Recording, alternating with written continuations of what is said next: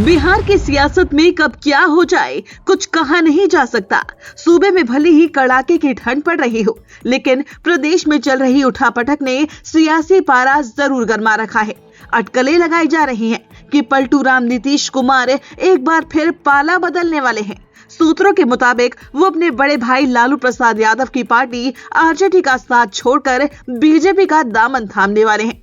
अगर ऐसा होता है तो ये पहली बार नहीं होगा जब बिहार की राजनीति में बड़ा चेहरा नीतीश कुमार ने ऐसा कुछ किया हो।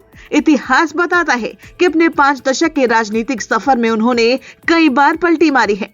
बीते 10 साल की ही बात करें तो नीतीश अगर इस बार भी पाला बदले तो यह 5वीं बार होगा। तो जेडीयू प्रमुख नीतीश कुमार ने कब अपना पाला बदला, आइए आपको बताते हैं। बात साल 1974 की, जब बिहार में छात्र आंदोलन के साथ 2 युवा चेहरों नीतीश कुमार और लालू प्रसाद यादव ने राजनीति में एंट्री ली। इस आंदोलन के बाद लालू यादव के सितारे कुछ इस तरह चमके कि 1977 में ही वो सांसद बन गए, लेकिन नीतीश कुमार को विधायक बनने के लिए काफी लंबा इंतजार करना पड़ा। वो 1985 में पहली बार विधायक बने।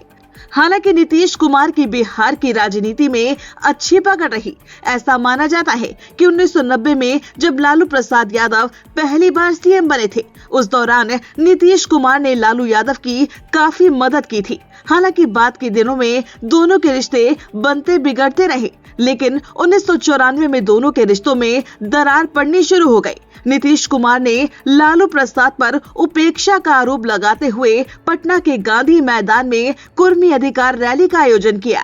राजनीति में पैठ बढ़ती देख कुछ दिनों बाद ही नीतीश कुमार तत्कालीन जनता दल से अलग हो गए और जॉर्ज फर्नांडिस के साथ मिलकर समता पार्टी का गठन किया। इसके बाद साल 1995 में वाम दलों के साथ गठबंधन कर चुनावी मैदान में उतरे, लेकिन चुनावी नतीजे उनके पक्ष में नहीं आए। नीतीश ने लेफ्ट से गठबंधन तोड़ लिया और 1996 में बीजेपी के नेतृत्व वाले एनडीए का हिस्सा बन गए। इसके बाद नीतीश कुमार बिहार में बीजेपी के साथ मिलकर चुनाव लड़ते रहे और बिहार में सरकार बनाते रहे।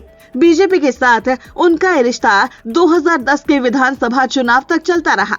इस चुनाव में एनडीए को बड़ी जीत मिली थी। अब तक सब कुछ ठीक चल रहा था, मगर 2012 आते आते जब बीजेपी में नरेंद्र मोदी का कद बढ़ने लगा तो नीतीश कुमार एनडीए में असहज होने लगे और 2013 में बीजेपी से अपना 17 साल पुराना रिश्ता तोड़ते हुए 2014 के लोकसभा चुनाव में अकेले चुनाव लड़ने का ऐलान कर दिया। लोकसभा चुनाव में जेडीयू को महज 2 सीटों पर जीत मिली, जिसके बाद नीतीश कुमार ने मुख्यमंत्री पद भी छोड़ दिया।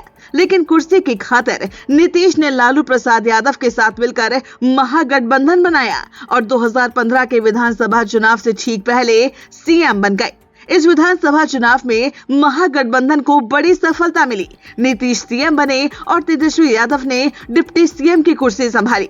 मगर फिर ठीक 2 साल बाद साल 2017 में नीतीश ने महागठबंधन से नाता तोड़ लिया। इसके बाद बीजेपी के साथ मिलकर सरकार बना ली। नीतीश सीएम बने और बीजेपी नेता सुशील कुमार मोदी डिप्टी सीएम। उस वक्त ऐसा लग रहा था कि ये दोस्ती अब नहीं टूटने वाली, लेकिन कहते हैं ना कि राजनीति में कोई भी स्थायी दोस्त और कोई भी स्थायी दुश्मन नहीं होता। नीतीश ने 2017 में बीजेपी के साथ जो सफर शुरू किया था, 2022 आते आते नीतीश ने फिर पाला बदल लिया और अगस्त 2022 में नीतीश आरजेडी के साथ चले गए। बिहार में नीतीश ने आरजेडी और कांग्रेस के साथ मिलकर सरकार बना ली। नीतीश कुमार मुख्यमंत्री तो तेजस्वी यादव डिप्टी सीएम बने। लेकिन अब 1.5 साल के बाद नीतीश कुमार का मन फिर से बदल गया है और अब सूत्रों के मुताबिक फिर से बीजेपी के साथ मिलकर सरकार बनाने की कवायद हो रही है। तो लोकसभा चुनाव से ठीक पहले बिहार में चल रहे सियासी घटनाक्रम पर आपका क्या कुछ कहना है? क्या बिहार की राजनीति का देश की राजनीति में प्रभाव पड़ेगा? इस पर हमें अपनी राय कमेंट करके जरूर बताएं और अगर अभी तक आपने हमारे चैनल को सब्सक्राइब नहीं किया है तो जल्द से जल्द इसे सब्सक्राइब कर ले।